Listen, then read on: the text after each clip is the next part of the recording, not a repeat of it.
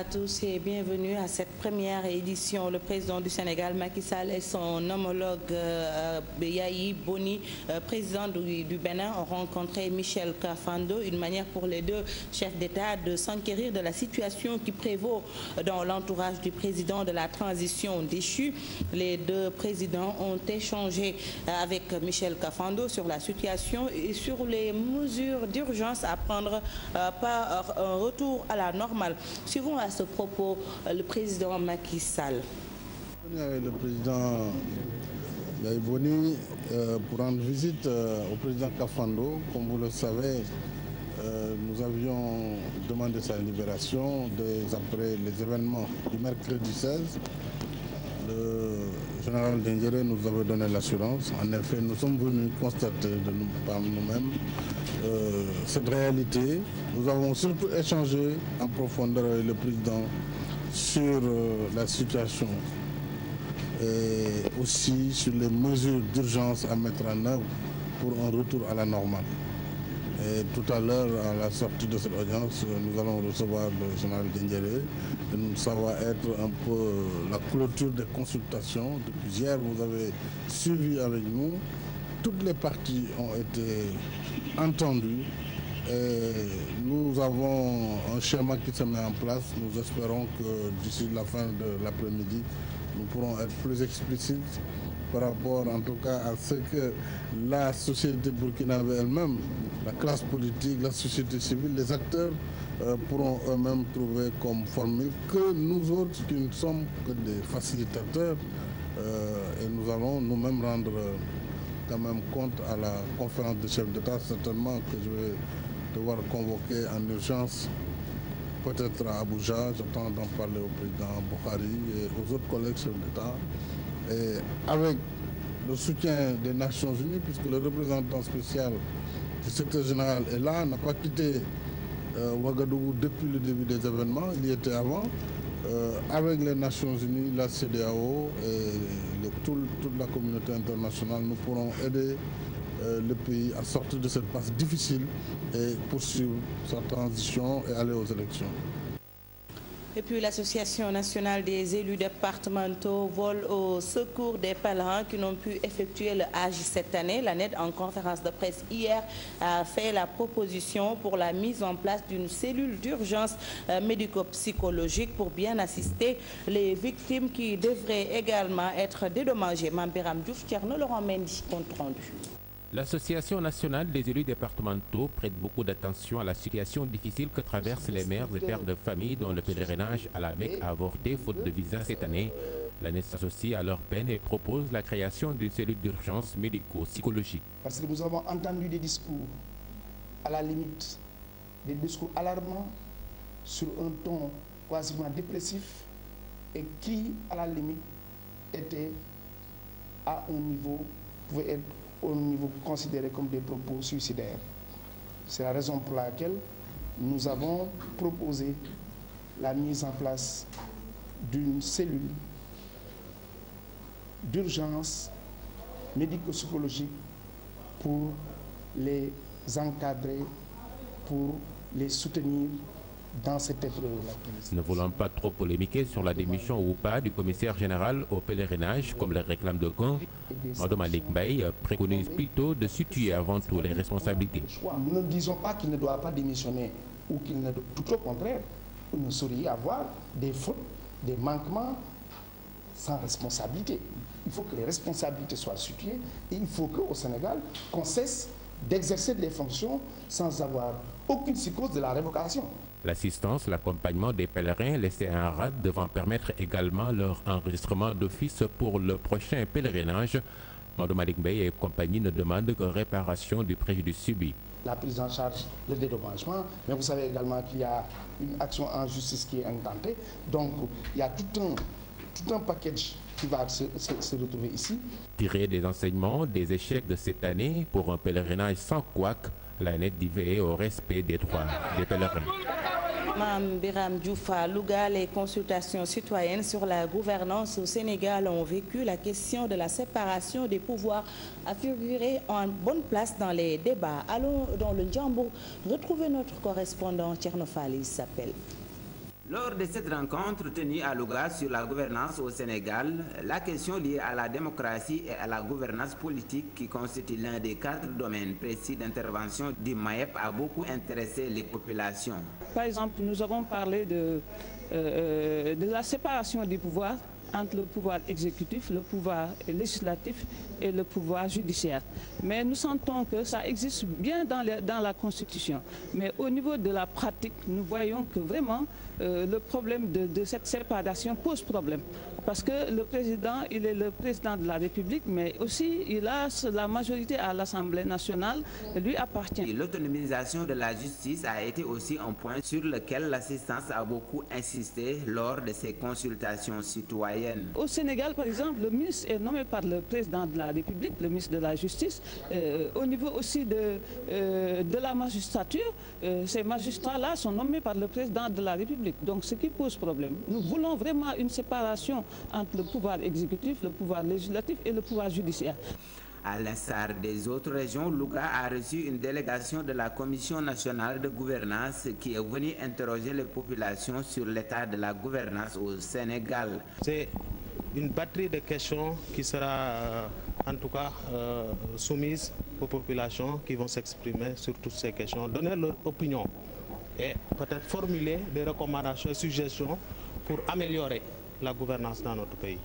Cette consultation est un processus qui entre dans le cadre du mécanisme africain d'évaluation par les pairs auquel le Sénégal s'est soumis. Thierno Fall, merci. Et puis restons à l'intérieur du pays pour parler du financement basé sur les résultats FBR. L'hôpital régional de Kolda évalue, autant pour moi, son parcours. Occasion saisie par l'hôpital de Ziguinchor pour s'inspirer de cette initiative dans l'optique d'enregistrer les mêmes résultats. Correspondant signé Abdoulaye Diallo. 86% des résultats à travers le bonus FBR.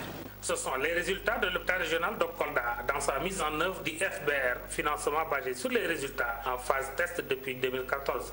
Nous avons l'engagement du personnel, la motivation du personnel, les outils mis en place, le climat social apaisé qui sont les facteurs clés du succès qui ont permis de réaliser ce bonus FBR. Suffisant pour que l'hôpital régional de Ziguinchor vienne s'imprégner du modèle de Kolda pour améliorer ses performances. C'est une expérience que nous avons eu à partager avec l'hôpital de Kolda et qui nous permet encore une fois de mettre en place en fait tous les outils nécessaires qui nous seront à atteindre les objectifs que nous sommes fixés dans le cadre du FBR. Il est vrai que le chemin à parcourir est encore très loin. La balle est dans notre camp maintenant de poursuivre en fonction de l'expérience de Kolda tout le chemin à parcourir pour atteindre les résultats escomptés. Des acquis qui vont au profit des usagers de l'hôpital régional. On a même senti qu'il y a la paix au niveau des hôpitaux parce que les gens sont obligés de travailler. Et aussi il y a la traçabilité parce que tout simplement les outils de restitution sont remplis correctement. Et à partir de ce moment, quand il y a la supervision, les gens effectivement se retrouvent facilement. Le FBR, vous voyez tout juste peut-être pour agir et renforcer le système de motivation et d'équipement des structures qui constituaient vraiment les principales revendications de notre plateforme revendicative. Parce qu'il ne peut pas s'installer dans une zone de turbulence. Le projet FBR est très exigeant. L'hôpital régional de Kolda a pu engranger de pareils résultats grâce à l'atmosphère apaisée qui sévit en ce moment dans le 10 centres hospitaliers. Parlons à présent de l'hivernage à Sédhiou. La bonne pluviométrie enregistrée dans la zone permet d'espérer de bonnes récoltes. Bakary Conté, Salassam ont rencontré quelques paysans. Regardez. La pluviométrie est excédentaire par rapport à l'année dernière. Les postes de Bona et Karantaba ont même dépassé les 1000 mm. Sur les 15 postes pluviométriques que compte la région de Sédhiou, Diatakunda, Sédhiou et Samine seulement ont connu un léger déficit. Les cultures se comportent très bien. Aujourd'hui, le riz de plateau est à l'horizon. Certains sont en montaison. Les femmes sont en train de repiquer dans les bas-fonds profonds. Et par rapport au mil, au sorgho aussi, on a manqué de la formation de graines. L'arachide est en formation de bouche et formation de graines. Et gynéphorisations. Partout ailleurs, le sésame est en train d'être semé. Le aussi bientôt sera à la récolte. Les paysans confirment. Ils demandent par ailleurs le soutien des autorités. Vraiment, cette année, les cultures, on ne se plaint pas de la pluie de toutes les façons. Il y a assez de pluie. Et vraiment, les cultures vont très très bien.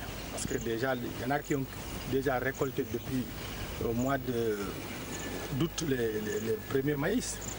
Il y en a aujourd'hui qui sont en train de récolter leur spaldiche, c'est-à-dire le bourkous en Casamance. Et il y en a qui sont en train de les récolter.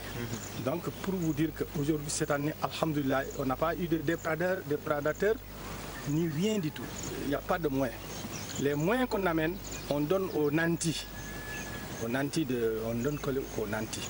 Les petits pauvres n'en ont rien. C'est donner ça aux marabouts, aux grands politiciens.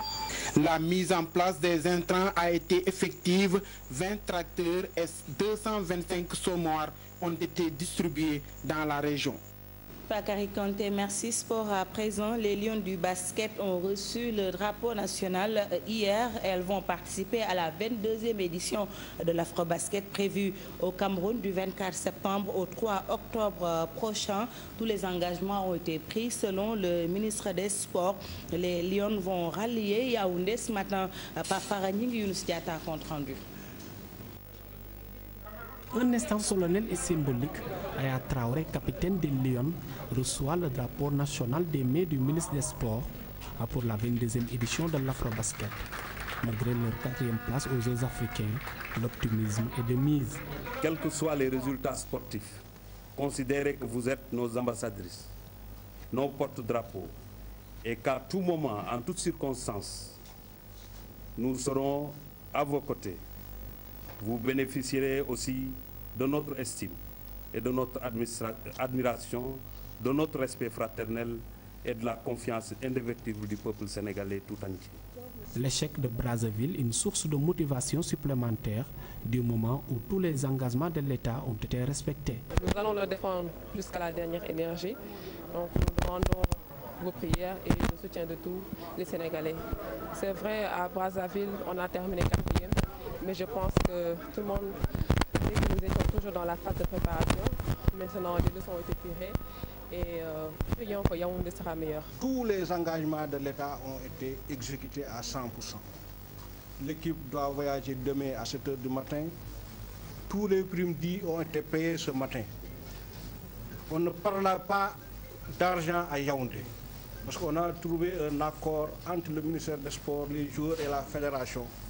Il fallait payer les primes d'engagement et les primes de regroupement, les primes de marche comme on a fait avec les garçons sur le retour de Dakar.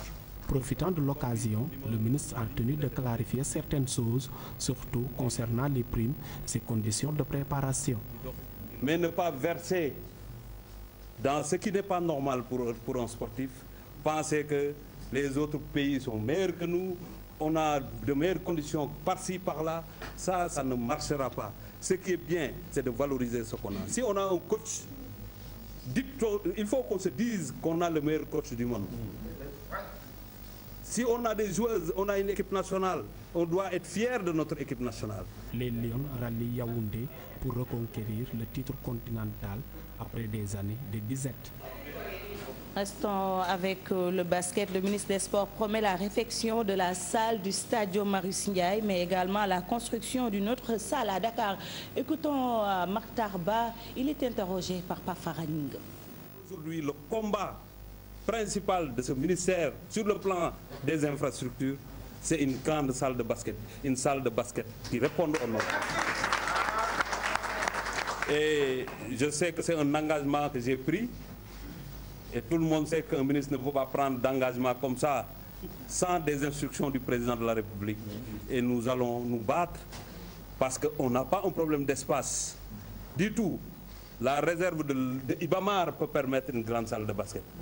La réserve de Léopold Senghor, c'est possible. Ailleurs, c'est possible, mais il faudra réhabiliter et faire de sorte que le stadium Ibamar Diop, je dis, le Marius Ndiaye, demeure parce que c'est un symbole. C'est de l'histoire.